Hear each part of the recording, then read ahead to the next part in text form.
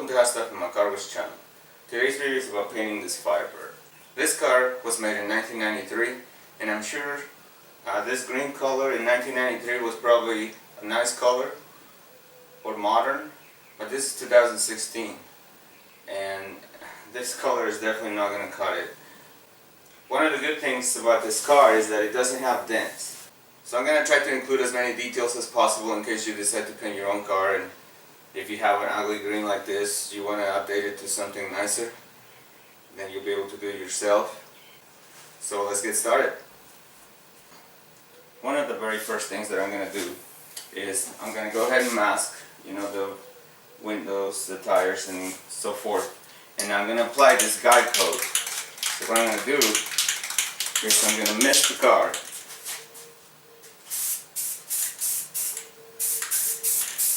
Like that. I'll stop right now because I don't want to get overspray on everything.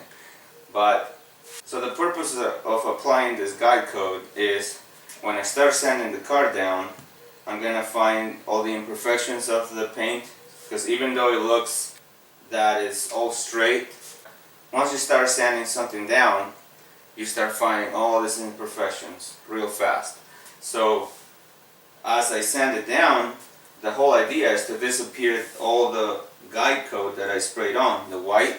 And the reason why I sprayed it white is because it is a completely different color than this green. If it was a white car or a light color, then I would be spraying black. So it doesn't matter what color it is, as long as it's a color that stands out. And that's the whole purpose of this. So let me show you what it looks like up close. Alright, so see this?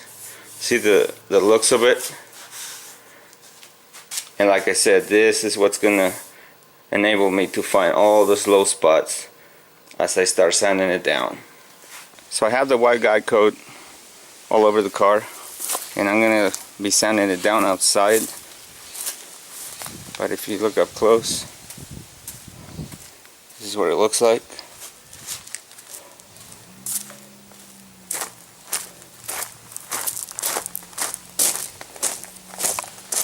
Just like I said at the beginning of the video, the whole purpose of the guide coat is to, as I sand the car down, make that color disappear to find all the imperfections. So this is what I'm going to be using to prep the car, like I said. So 600 wet and dry sandpaper, a harder block for the flat surfaces, and a soft block for the contour edges to go around it. So as previously mentioned, go ahead and use your 600 grit wet and dry sandpaper. Dip it in a warm soapy water, like that, and then just go around the body of the car.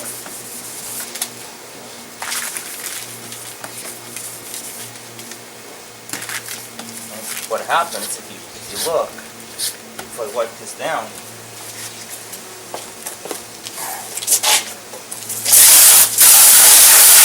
so as you sand it down, you start seeing all those imperfections in the paint. So the key is to keep sanding it down until everything is gone. That way you know you have a very flat surface. And when the new paint is applied, it's going to look really, really flat, like a mirror. So if I keep sanding this down,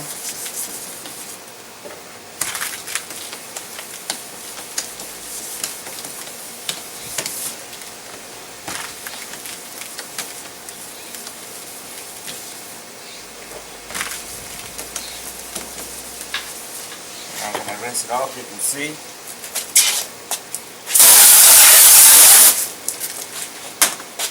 And I'm going to show you up close. So that's up close. All the guide coat is gone, so I know that is super flat, and when I paint it, it's gonna look really, really cool. Now it's all a matter of just putting a bunch of elbow grease and do the whole car.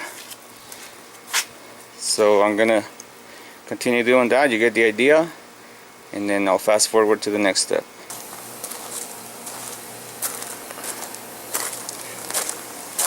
Now on the hood though, the paint was so bad that I'm using my DA sander to go all the way down to the primer, because if you go deep down,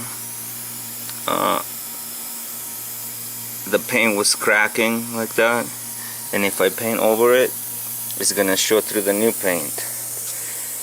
And then on the front, I had to go that deep because of all the chips from the rocks. Same thing, using the sander. So far, you know, this is more involved than what I had in mind.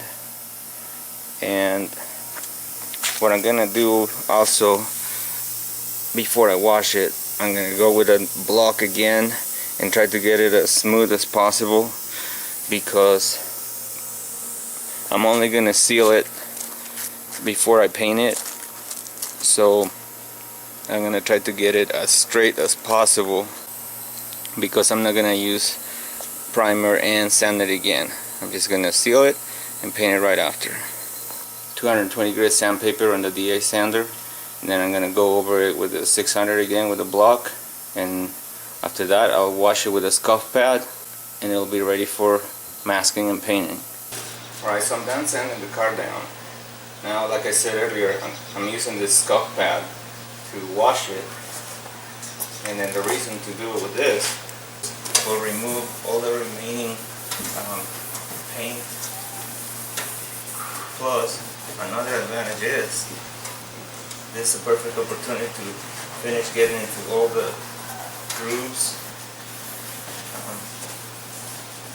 That way, if there was an area where the sandpaper didn't make it through, this will. That way the sealer and the paint will stick better to the vehicle, and it will last a lot longer. So this is what I'm doing.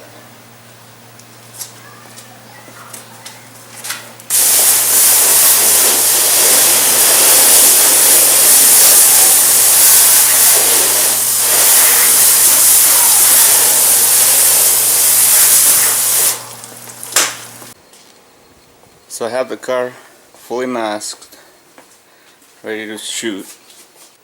So I push my compressor outside, that way the overspray doesn't go into the compressor when it's trying to pump the air. Prior to spraying the car, it's important to get rid of the remaining dust using a tack cloth. So a tack cloth absorbs the dust and it doesn't leave residue. So it's the perfect thing to use prior to spraying. Otherwise, any dust particles are going to show in the paint. It's got to do the whole car. Another thing too, if you're spraying it in your own garage and not in a paint booth, you want to get the floor wet. That way when you're spraying, you don't stir the dust and get it all over the car too. So, and if possible, obviously, wash the floor really good before you bring the car in, and there'll be even less dust. So that's another tip. So I'm going to be using this 2-part sealer primer to seal the car prior to spraying it, and I'm just going to mix it according to the instructions. So depending on what you get to seal yours, just follow the instructions. I'm going to be using this high volume, low pressure gun, and I'm going to put a couple marbles inside. That way I can stir the primer and the paint later, and it'll go on smoother, and it won't have any chunks in there.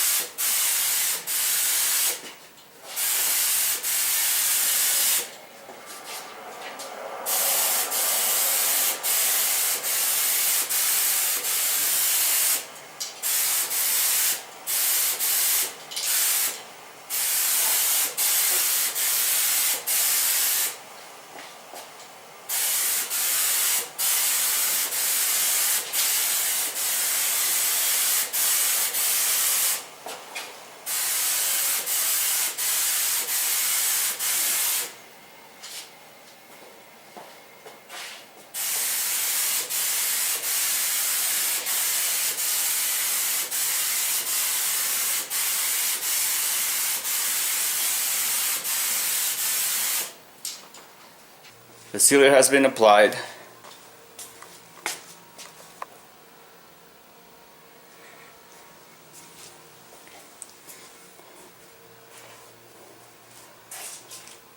And now it's time to apply the color. So it's going to be a base coat clear coat. It's a very cool blue that I'm going to apply on, and it's made by PPG. So I'm using good quality materials to try to compensate for a job done at a garage and not at a paint booth, because when you do it in your own garage, if you use crappy materials, then you're probably going to have a lot of orange peel. So I'm using good quality paint, and so far the sealer went on nice and smooth, so the rest should follow just the same way.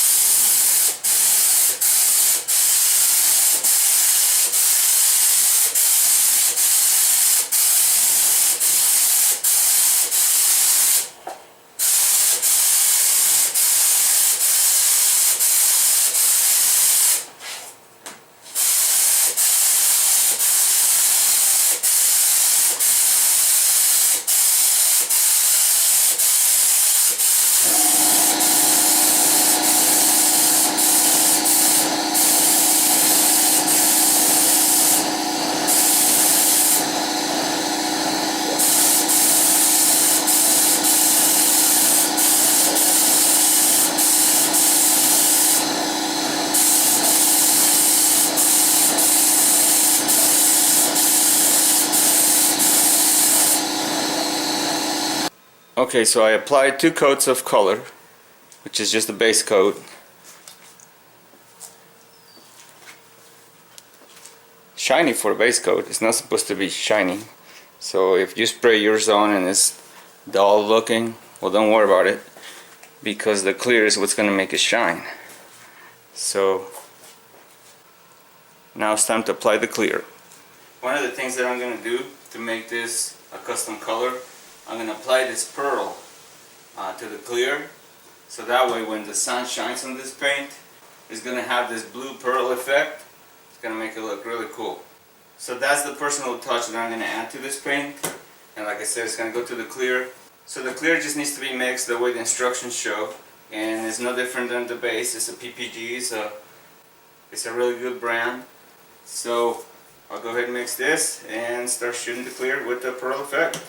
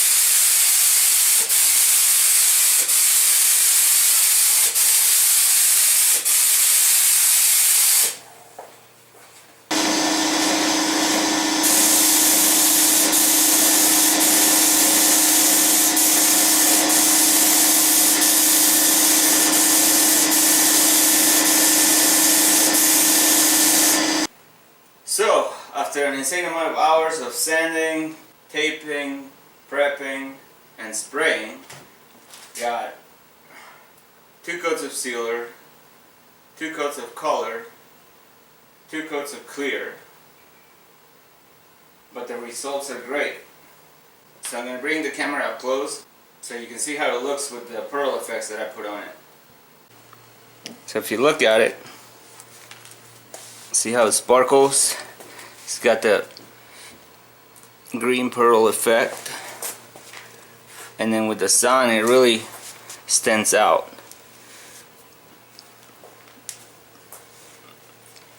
So it turned out really cool. Nice color. A lot better than the green, that's for sure.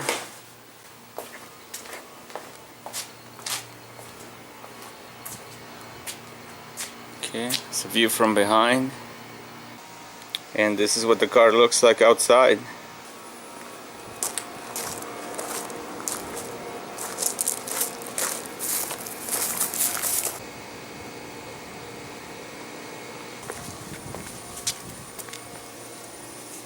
See how it changes color.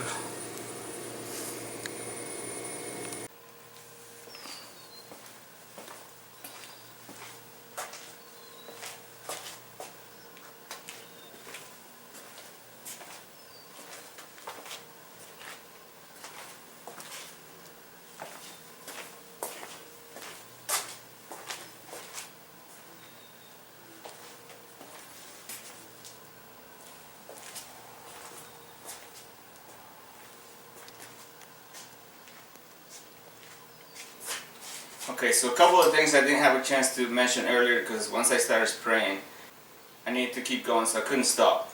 But when I put the pearl effect on the clear, because the particles were a little bit too big for the high volume low pressure gun, so when I started spraying, it actually got clogged.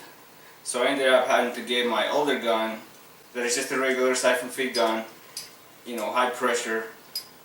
Obviously you end up wasting a lot of paint with these guns. Most of it ends up in the air. I was able to force the particles through and get it to stay on the car. So what I did is, the very first one, I used this gun. And later on,